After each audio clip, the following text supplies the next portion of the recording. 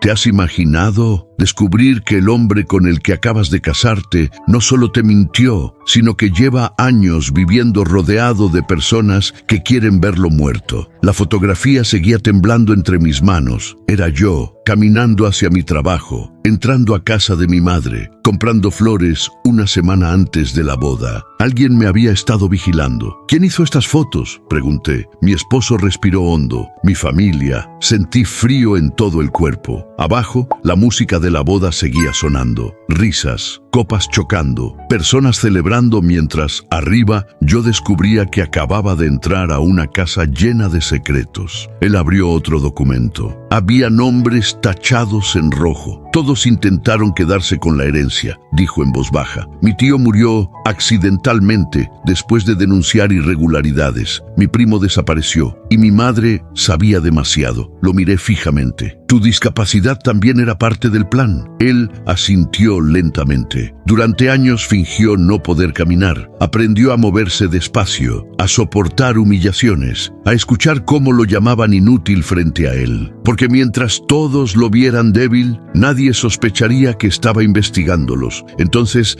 entendí algo perturbador. Cada burla que soportó le salvó la vida. Un golpe sonó en la puerta. 3 golpes secos. Mi corazón casi se detuvo. No abras, susurró él. Las luces del pasillo se apagaron de repente. Silencio. Después, pasos lentos, pesados. Alguien estaba afuera. Él tomó mi mano por primera vez desde la boda. Estaba helada. Escúchame bien, dijo mirándome fijamente. Si algo pasa esta noche, no confíes en nadie de esta casa. Mi respiración se volvió inestable. Ni siquiera en tu familia. Él soltó una risa amarga. Especialmente en mi familia. Entonces sacó una pequeña llave del bolsillo y me la entregó. Si desaparezco, abre el sótano. ¿Desaparecer? Antes de que pudiera responder, escuchamos un ruido metálico abajo, gritos, vidrios rompiéndose y luego un disparo. El sonido atravesó la casa entera. Instintivamente me cubrí la boca para no gritar. Mi esposo apagó la lámpara y me empujó detrás de una estantería. Por primera vez entendí la verdadera razón de su silencio durante todos esos años. Cuando vives rodeado de enemigos, aprendes a sobrevivir callado. Los pasos comenzaron a subir las escaleras, uno por uno, lentos,